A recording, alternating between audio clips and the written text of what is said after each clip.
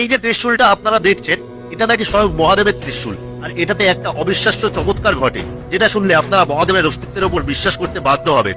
এবং এই চমৎকার কিভাবে হচ্ছে সেটা আজ পর্যন্ত কেউই বুঝতে পারেনি। এই ত্রিশূলটি রাখা আছে উত্তরাখণ্ডের গোপেশ্বর গ্রামের শ্রী গোপীনাথ মন্দিরে। মান্যতা অনুযায়ী এই ত্রিশূলটি ভগবান শিবের ব্যবহার করা আসল ত্রিশূল। এই মন্দিরের পূজারীদের কথা অনুযায়ী এই স্থানেই মহাদেব ত্রিশূল দিয়ে কামদেবকে হত্যা করেছিলেন। আর তখন থেকেই এই ত্রিশূলটি এখানে পোতা আছে। এই ত্রিশূলের গায়ে পুরনো অরূপে অনেক মন্ত্র লেখা আছে।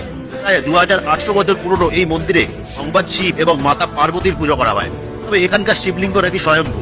যেই অদ্ভুত ঘটনা এখানে ঘটে সেটা হলো, আপনারা যদি গায়ের জোরে এই ত্রিশূলটিকে ধাক্কা মারেন তাহলে এটা একটুও নড়বে না।